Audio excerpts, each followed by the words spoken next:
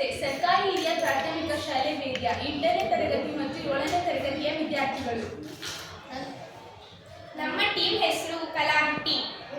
ನನ್ನ ಹೆಸರು ಅಲೀನಾ. ನನ್ನ ಹೆಸರು ವಿಜಯ್. ನನ್ನ ಹೆಸರು ಮೇಘನಾ ಬಿಆರ್. ನನ್ನ ಹೆಸರು ಶಾಫ್ಯ. ನಮ್ಮ ಪ್ರಾಜೆಕ್ಟ್ನ ಹೆಸರು ಗ್ರೀನ್ ರೂಫ್ ಪ್ರಾಜೆಕ್ಟ್. ಎಲ್ಲರಿಗೂ ಗೊತ್ತಿದೆ, ಇತ್ತೀಚಿನ ದಿನಗಳಲ್ಲಿ ಪರಿಸರ ತುಂಬಾ ನಾಶವಾಗುತ್ತಿದೆ.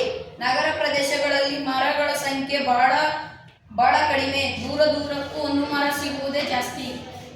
ಇದರ ಉದ್ದೇಶಗಳು: ಕಟ್ಟಡಗಳ ಮೇಲ್ಛಾವಣಿಯ ಮೇಲೆ ಗಿಡಗಳನ್ನು ನೆಡುವುದರಿಂದ ಪರಿಸರ ಮಾಲಿನ್ಯವನ್ನು ತಡೆಗಟ್ಟಬಹುದು. ಇದನ್ನು ನಗರಗಳಲ್ಲಿ ಸಿಂಹ ಪ್ರದೇಶಗಳನ್ನಾಗಿ ಮಾಡಬಹುದು.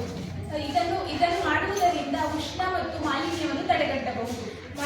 ಮಳೆ ನೀರಿನ ಸಂಗ್ರಹಣೆ ಮತ್ತು ಶೀತಲ ವಾತಾವರಣವನ್ನು ಕಾಪಾಡಬಹುದು. ಶಾಶ್ವತ ನಗರಾಭಿವೃದ್ಧಿಗೆ ಪ್ರೋತ್ಸಾಹ ನೀಡಬಹುದು. ಇದರ ಬಳಕೆ: ಮನೆ ಮತ್ತು ಕಟ್ಟಡಗಳ